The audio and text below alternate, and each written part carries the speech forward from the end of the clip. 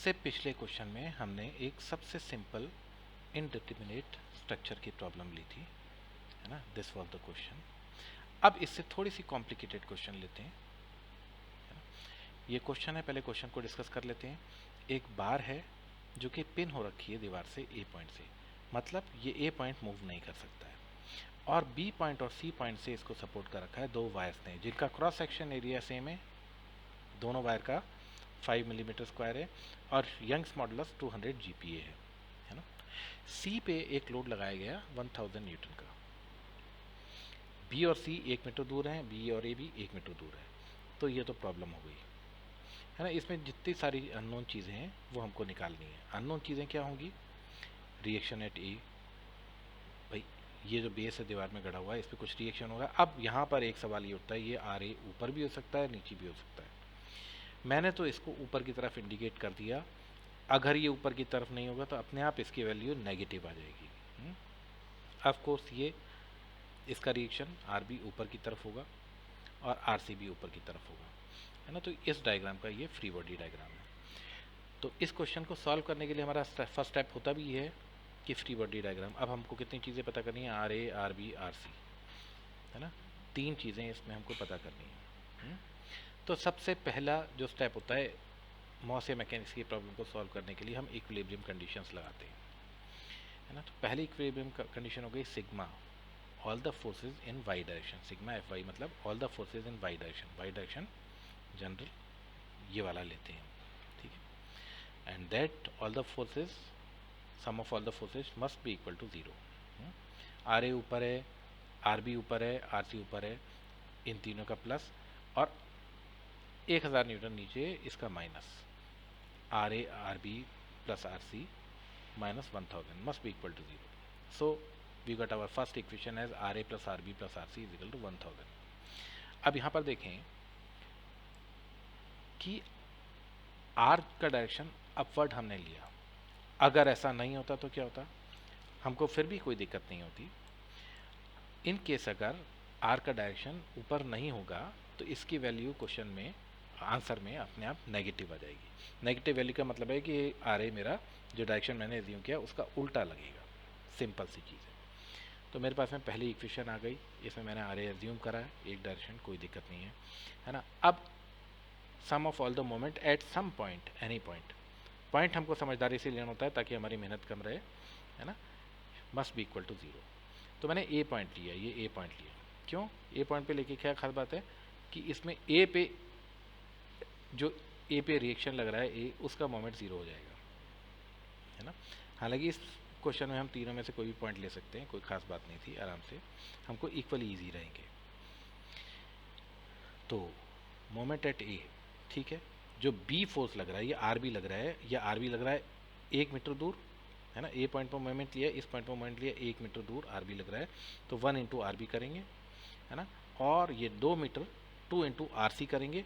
ये होंगे दोनों एंटी क्लॉकवाइज, है ना। ये भी इस तरह से बीम को घुमाने की कोशिश कर रहा है, ये भी घड़ी की उल्टी दिशा में इसको घुमाने की कोशिश कर रहा है।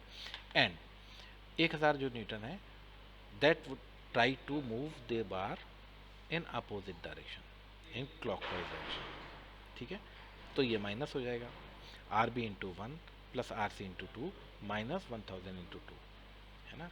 इसको सिंप्लीफाई करेंगे, R B plus 2 R C is equal to 2000। तो दो इक्वेशन आ गई, एक मेरे पास में ये इक्वेशन आ गई, दूसरी ये इक्वेशन आ गई। लेकिन मेरे पास में वेरिएबल कितने हैं? R A, R B, R C, तीन वेरिएबल और इक्वेशन 2। नहीं चलेगा, ये तो बहुत ना इंसाफी है। अब इस क्वेश्चन से मेरे को एक कंडीशन और निकालनी है। वो कंडीशन एलोंगेशन की मैं निकाल सकता हूँ। कौन सी निकालूं? बहुत सिंपल है। तो एक और कंडीशन को फाइंड आउट करने के लिए मैं देखता हूँ कि ये बीम अगर डिफॉर्म होगी तो किस तरह से होगी। एक्चुअल में ये बीम बिल्कुल डिफॉर्म नहीं होगी। ये प्रैक्टिकल अप्रोच में इसको आप देखें, ये जो दोनों तार हैं ये खींचेंगे, ठीक है ना। सी पॉइंट मूव होगा, सपोज करो ये सी डैश पे पहुंच गया, इसके साथ ही बी पॉइंट मूव होगा, ये बी डैश पे पहुंच जाएगा। लेकिन ए पॉइंट जो दीवार से पिंड है वो मूव नहीं होगा। तो मेरे पास में ये तीन कंडीशंस हैं, तो इससे मैंने डायग्राम इसका बनाया है ना। एक और मेरे को कंडीशन चाहिए, उसके लिए मैंने एक और डायग्राम बनाया कि ये जो ओरिजिनल ए बी सी थी ये मूव हुई, A B dash C dash पे गई है ना। ये स्टेट अभी पहले भी स्टेट थी, अभी भी स्टेट ही रहेगी, ये अपने आप में डिफॉर्म नहीं हो सकती है। बी पॉइंट मूव हुआ delta B, C point move हुआ डेल्टा सी। अब ये दोनों triangle A B B dash और ए सी सी डैश, ये दोनों सिमिलर ट्राइंगल्स हैं। सिमिलर ट्राइंगल में क्या होता है, ए बी का ratio A B upon A C must be equal to delta B upon delta C. Common trigonometry है, बहुत बेसिक टिग्नोमेट्री ये क्लास में हम पढ़ते हैं है ना।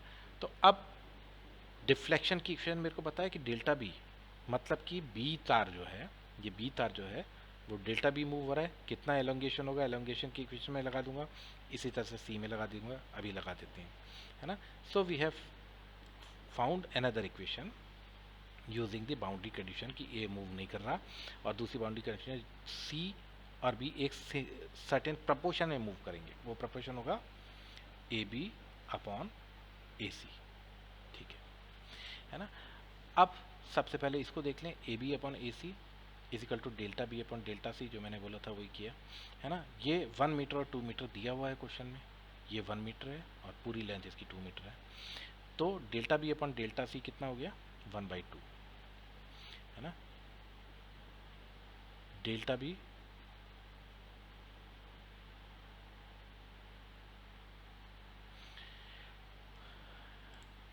सो delta C is equal to 2 delta B मेरा निकल गया, delta C is equal to 2 delta B, ठीक है। एक ये कंडीशन निकल गई।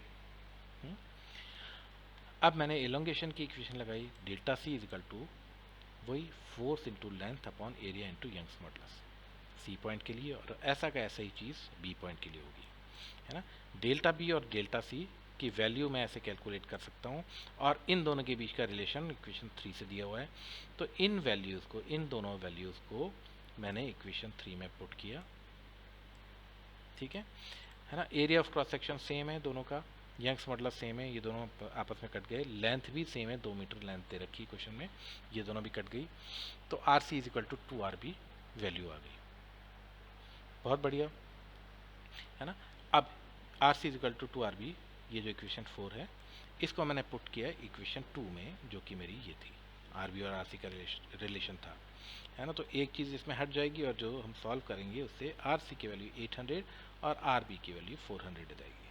अब आर सी और आर बी मेरे को पता चल गया, आर बी और आर सी मेरे को पता चल गया, इन दोनों की वैल्यू अगर मैं यहाँ पे डाल दूंगा तो मेरे को आर ए की वैल्यू भी पता चल जाएगी, जो कि होगी, अब सिर्फ इसमें 200 ही बचा है, जो कि होगी -200 निकलेगी इस टाइम पे,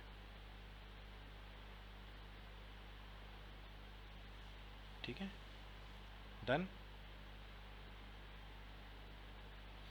तो इस तरह से ये प्रॉब्लम हमारी कंफर्टेबली सॉल्व हो गई है ना। तो ये इनडिटरमिनेट प्रॉब्लम्स को सॉल्व करने का तरीका इन दोनों लेक्चर्स में बताया गया है ना?